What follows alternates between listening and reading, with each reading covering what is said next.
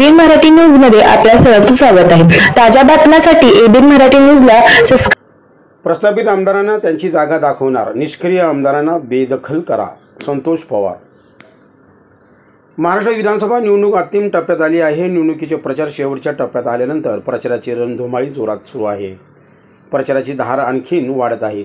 सोलापूर शहर आणि विधानसभा मतदारसंघात प्रस्थापित आमदारांनी सातत्याने मतदारांचा अपमान केला। प्रस्थापितांनी निवडून आल्यानंतर जनतेच्या मताचा आणि विश्वासाचा अपमानच केला आहे। त्यांनी जनतेला दिलेली आश्वासने कधीच पूर्ण केली नाहीत। निवडणुकीपुरताच लोकांशी जवळीक दाखवणाऱ्या या नेत्यांनी सत्तेत येताच जनतेकडे पाठ फिरवले। याचा जाब विचारण्याची वेळ आता आली आहे।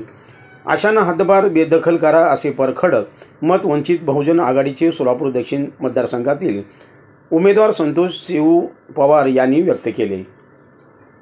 पुढे ते ग्रामस्थांशी संवाद साधण्यासाठी आयोजित प्रचार दौऱ्यात त्यांनी कुडल, बोळकवठा, चिंचपूर, टाकळी यासारख्या गावांना भेट दिली। तसेच औराद येथे भरलेल्या जनसन्मान सभेत प्रस्थापितांवर त्यांनी जोरदार टीका केली।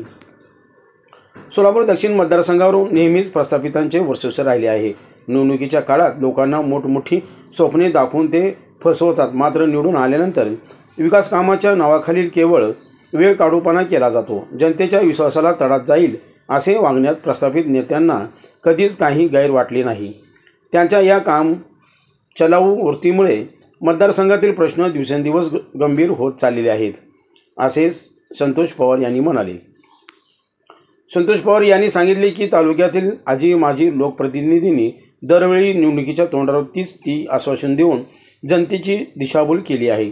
रस्ते, पाणी, शेती आणि रोजगारासारख्या मूलभूत समस्याकडे त्यांनी सपशेल दुर्लक्ष केले। खोटी आश्वासने आणि अर्धवट विकास कामाच्या नावाखाली जनतेला मूर्ख बनवण्याचा त्यांचा खेळ आता थांबला पाहिजे। आज तालुक्यातील शेतकरी, कामगार, महिला आणि तरुण वर्ग प्रस्थापितांच्या कामगिरीवर नाराज आहे। हा रोष आता कृतीत बदलण्याची वेळ आली आहे।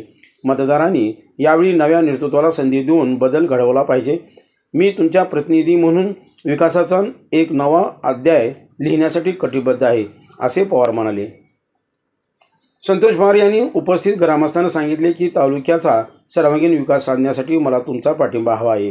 तुमचा विश्वास आणि पाठिंबा मिळाल्यास प्रलंबित प्रश्न सोडून सोलापूर दक्षिण मतदारसंघाला विकासाच्या मुख्य प्रवाहात नेण्याचा प्रामाणिकपणा मी प्रयत्न करेन।